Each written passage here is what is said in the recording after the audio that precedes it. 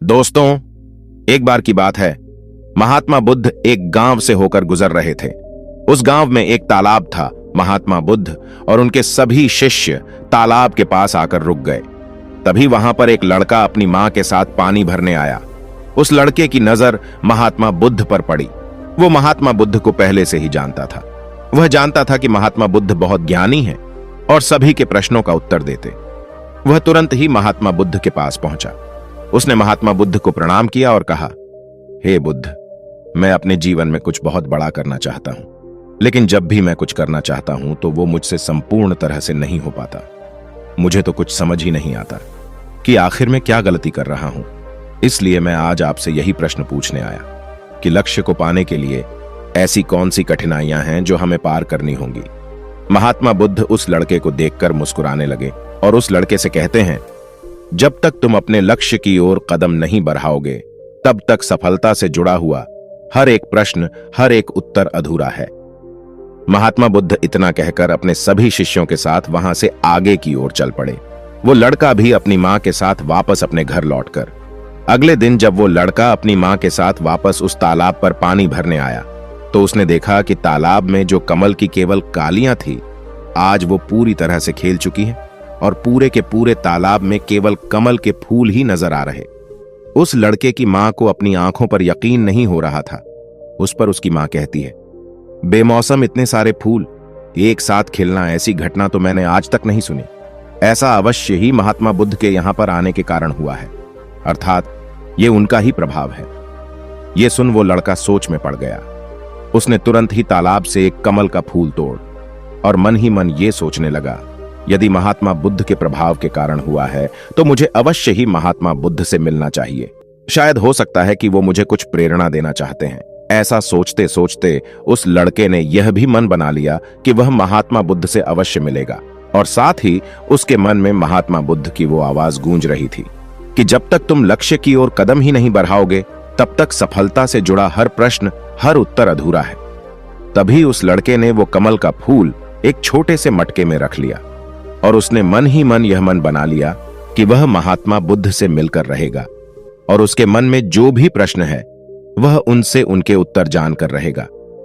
उस लड़के ने तुरंत ही अपनी मां से कहा, मां, मैं महात्मा बुद्ध से मिलने जा रहा हूं। वो अब तक बहुत आगे नहीं निकले होंगे। यदि मैं जल्दी जल्दी चलूंगा तो 1 दिन में उन तक पहुंच ही जाऊंगा और फिर 1-2 दिन में मिलकर मैं वापस घर लौट आऊंगा। उसकी मां ने उसे समझाने की कोशिश की, लेकिन वो लड़का नहीं माना। वो तुरंत सफर की ओर निकल पड़ा। वो मार्ग पर तेजी से आगे बढ़ रहा था।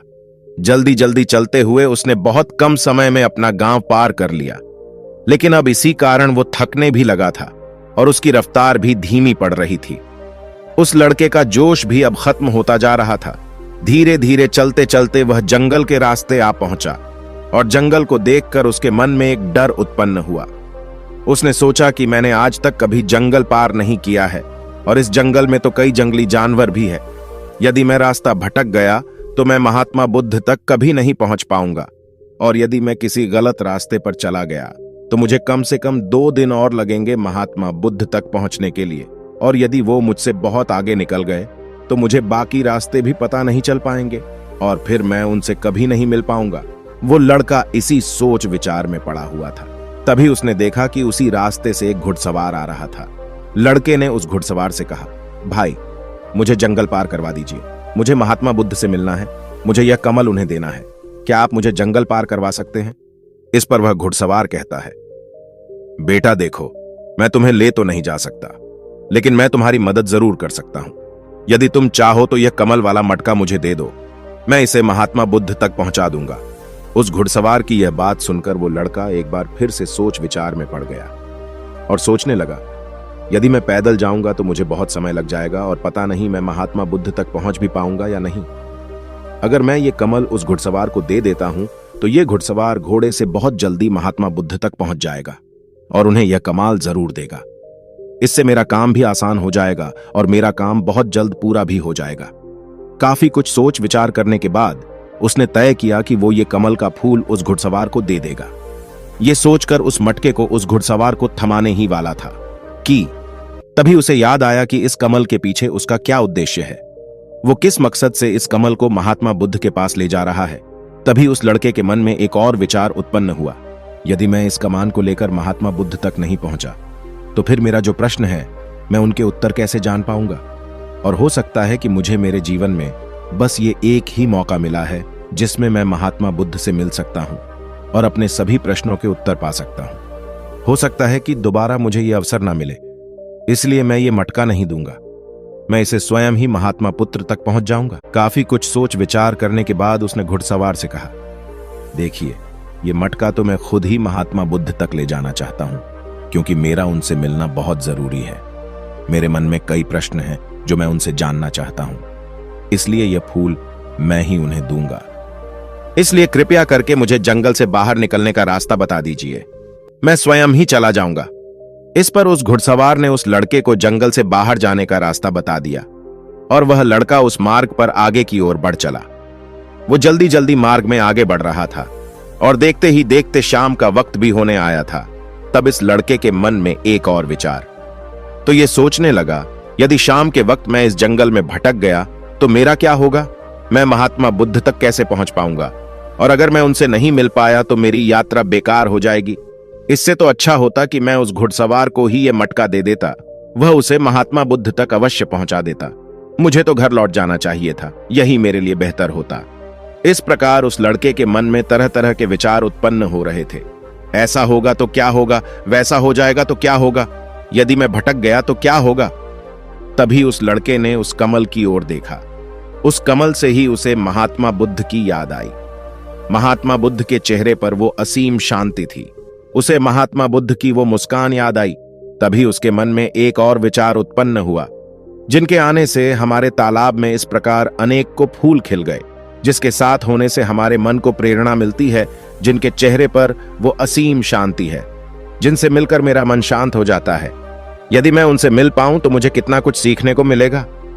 ऐसा सोचते ही उसके मन में एक बार फिर से महात्मा बुद्ध से मिलने की प्रेरणा जाग उठी और वो निश्चिंत होकर अपने मार्ग में आगे की ओर बढ़ता चला जा रहा था। काफी दूर आगे चलने के बाद जंगल खत्म होने लगा। तब उसने महसूस किया कि जब जब वो अपनी इस यात्रा का उद्देश्य याद करता है, जब ये याद करता है कि वो महात्मा बुद्ध से क्यों मिलना चाहता है, तब तक उसके राह की मुश्किलें कम होने लगती हैं। और यही वास्तविकता है, यही हम सभी के साथ होता है, फिर चाहे वो कोई छात्र हो या फिर व्यापारी। जब जब इंसान खुद पर शक करता है, खुद पर संदेह करता है, तब तब वो रुकावटें बड़ा रूप ले लेती है। और जब हम अपने लक्ष्य को याद रखते हैं, अर्थात अपना उद्देश्य याद रखते हैं, तब तक वो रुकावटें हमारे सामने छोटी पड़ जाती है और हम उसे आसानी से पार करके अपने लक्ष्य की ओर आगे बढ़ चलते। इस पर उस लड़के ने यह महसूस किया कि उसे अपना लक्ष्य याद रखना है, उसे अपना उद्देश्य याद रखना है और छोटे छोटे कदमों से आगे की ओर बढ़ते जाना है। उसके बाद उस लड़के ने सारी चिंताएं छोड़ दी। वह केवल सफर पे आगे की ओर बढ़ता जा रहा था। लेकिन इस बीच वो चलते चलते काफी थक चुका था और जैसे ही उसने जंगल पार किया, तभी जंगल के ऊपर उसे एक छोटी सी कुटिया नजर आई। वहां पर एक सुंदर स्त्री रहती थी। लड़का काफी थक चुका था और उसे बहुत जोरों की प्यास लगी थी। वो लड़का उस कुटिया में गया, वहां पर उस स्त्री से उसने पानी मांगा। इस बार उस स्त्री ने उस लड़के को पानी पिलाया। तभी वह स्त्री उस लड़के से कहती है, आखिर तुम महात्मा बुद्ध से क्यों मिलना चाहते हो? इस पर वो लड़का कहता है, मेरे मन में कुछ प्रश्न है और मैं उन प्रश्नों का उत्तर जानना चाहता हूं और मेरे पास केवल ये एक ही अवसर है, इसलिए मुझे उनसे मिलना ही है। वह लड़का उस तरह से अपनी बातें कर ही रहा था। उधर दूसरी तरफ उस स्त्री के मन में उस लड़के के प्रति प्रेम जाग रहा था कि उस लड़की को पसंद करने लगी थी। वह लड़की उस लड़के को रोकना चाहती थी। वो उससे कहती है, आज की रात तुम यहीं रुक जाओ, वैसे भी शाम होने को है और बहुत जल्द रात भी हो जाएगी। ऐसे में तुम कहां जाओगे? इससे अच्छा है आज तुम यहीं पर रुक जाओ। आज हमारे बगल में ही शादी है, वहां पर नाच गाना होगा, खाना पीना होगा, बहुत मजा आएगा, इसलिए आज रात तुम यहीं पर रुक जाओ। उस स्त्री के मुंह से यह सुनकर वह लड़का यह समझ चुका था कि यह स्त्री मुझे पसंद करती है और बहुत सुंदर भी है। उसकी सुंदरता को निहारते हुए वह लड़का मन ही मन यह सोच रहा था कि मैं इस स्त्री से दोस्ती कर लूं तो मेरा जीवन सुधर जाएगा और मेरे जीवन का मजा आ जाएगा। वैसे भी आज रात तक तो मैं महात्मा बुद्ध से मिल भी नहीं पाऊंगा, तो क्यों ना मैं यहां पर रुक जाऊं। तभी उस लड़के ने जवाब देते हुए कहा, मैं कुछ देर में सोचकर बताता हूं। लड़का इस विषय पर सोच ही रहा था कि तभी उसके मन में एक बार फिर से महात्मा बुद्ध की वो बात याद आ गई और उसे यह एहसास हुआ कि मैं इतनी दूर से यहां पर क्यों आया हूं। उसने मन ही मन में खुद से प्रश्न किया, क्या मैं यहां पर इतनी दूर इस लड़की से मित्रता करने आया था? नहीं नहीं, ये मेरे मित्र नहीं बन सकती। क्या भरोसा, आज को इसका मन मुझ पर आया है और कल को किसी और पर आ गया तो मैं क्या करूंगा? लड़के ने तुरंत ही उस कमल की ओर देखा, तभी उसे उसका उद्देश्य याद आ गया और उसने तुरंत ही यह निर्णय लिया कि वह आगे की ओर बढ़ेगा। उसने उस लड़की को साफ साफ मना कर दिया और अपने मार्ग की ओर आगे बढ़ चला। जब वो आगे की ओर जा रहा था तभी उसे अपने इस निर्णय पर अफसोस हो रहा था। उसे ऐसा लग रहा था यदि उसे महात्मा बुद्ध ना मिले तो उसके हाथ से ये स्त्री भी चली जाएगी। इस बात का उसे बहुत मलाल था, लेकिन वह धीरे धीरे मार्ग में आगे बढ़ता गया। कुछ दूर आगे जाने के बाद जब उसका मन शांत हो तब उसे इस बात का एहसास हुआ कि यदि वह उस स्त्री के पास रुक जाता तो अपने उद्देश्य में कभी सफल नहीं हो पाता और उसकी यह यात्रा बेकार हो जाती, उसकी इतनी मेहनत व्यर्थ हो जाती। और तब उसे एक और चीज का एहसास हुआ कि जो भी व्यक्ति या फिर वस्तु हमें अपने उद्देश्य से भटकाने का प्रयास करें, हमें उससे तुरंत ही दूर हो जाना चाहिए। हमें अपना उद्देश्य याद रखना चाहिए कि हमने ये सफर क्यों शुरू किया था और हम अपनी मंजिल पर क्यों पहुंचना चाहते हैं। वो लड़का ये सब सोच विचार कर आगे की ओर बढ़ता जा रहा था। रात्रि का वक्त होने वाला था और वो लड़का तेजी से अपने मार्ग में आगे की ओर बढ़ता जा रहा था। रात्रि का वक्त होने वाला था और वो लड़का तेजी से अपने मार्ग में आगे की ओर बढ़ता जा रहा था। तभी उसे मार्ग में एक बुजुर्ग व्यक्ति मिले। उसने उस बुजुर्ग व्यक्ति से पूछा, बाबा, मैं महात्मा बुद्ध से मिलना चाहता हूं और पिछले गांव में मुझे किसी ने बताया कि वो इसी मार्ग से आगे की ओर बढ़े। क्या आप मुझे बता सकते हैं वो किस तरफ गए हैं? इस पर वो बुजुर्ग व्यक्ति उस लड़के से कहता है, बेटा, तुमसे कोई गलती हो गई है, तुम्हें कोई गलत फहमी हुई है। यहां से कोई भी ऋषि मुनि नहीं गए हैं। हो सकता है कि रास्ते में कोई और मोड़ हो जिस पर तुम्हारा ध्यान ना गया हो। वो ऋषि मुनि उसी रास्ते से गए होंगे। यह सुन वो लड़का घबरा गया। अभी कुछ ही घंटों पहले तो मैंने उस बस्ती को पार किया था। यदि मैं वापस गया तो मैं बहुत पीछे हो जाऊंगा और अब तो अंधेरा भी होने को है। मेरे पास ना तो कोई रहने का ज्यादा नहीं, ना ही खाने पीने का। मेरी तो पूरी यात्रा बेकार हो गई। मुझे तो लग रहा था कि मैं महात्मा बुद्ध से अवश्य मिल लूंगा, लेकिन अब लगता है कि यह मुमकिन नहीं है। मैं अब उनसे नहीं मिल पाऊंगा। इस प्रकार के कई विचार अब उस लड़के के मन में उमड़ने लगे। वो लड़का खुद पर संदेह करने लगा। जैसे ही उसके मन में इस प्रकार के विचार उत्पन्न हुए, मानो उसके पैरों में किसी ने बेड़ियां डाल दी हो। केवल एक ही बात